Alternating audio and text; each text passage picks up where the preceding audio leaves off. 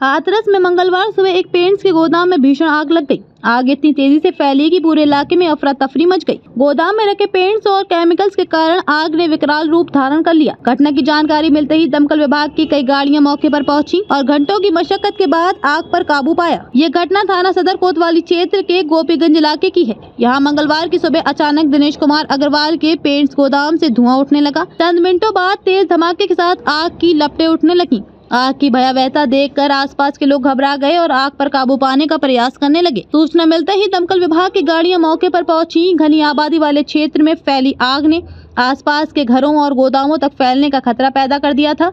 दमकल विभाग ने करीब 3 घंटे की कड़ी मशक्कत के बाद आग पर काबू पाया। गोदाम के मालिक दिनेश कुमार अग्रवाल ने बताया कि आग लगने का कारण अब तक स्पष्ट नहीं हो सका है। गोदाम में रखे पेंट्स और ज्वलनशील केमिकल्स के कारण आग तेजी से फैल गई।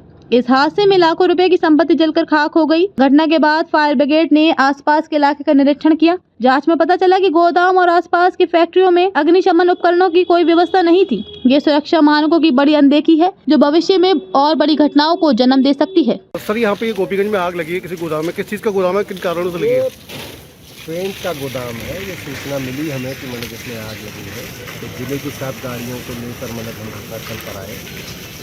आग को बुझा लिया गया है और स्थिति नियंत्रण में है। कोई घबराने वाली बात नहीं। कोई नुकसान किसी का कोई जनहानि का? नुकसान तो कोई इसमें सामान जल रहा है वो तो नुकसान नहीं है, लेकिन हाँ इसके अतिरिक्त कहीं और भी आग को बढ़ने नहीं दिया गया है। आग कंट्रोल में है। किस चीज़ का गोदाम है? ये पेंट का है। आसपास की जो फैक्ट्री जहाँ गत्ते का भी काम है, जहाँ आपने देखा कि कोई कुछ निरीक्षण यंत्र थे वहाँ पे कंट्रोल के जो नियंत्रण मेरे द्वारा ये देखा गया कि इसी प्रांगण में एक मतलब कि गत्ते का की फैक्ट्री है जिसमें कोई भी अग्निशमन की व्यवस्था नहीं है।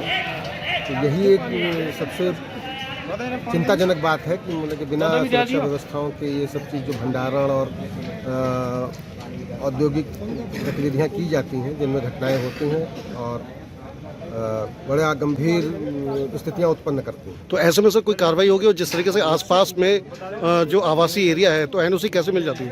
तो जब देखिए उनका अग्निशमन व्यवस्था नहीं तो आप ये कैसे उम्मीद कर रहे हैं कि उनको एनओसी मिली हुई होगी?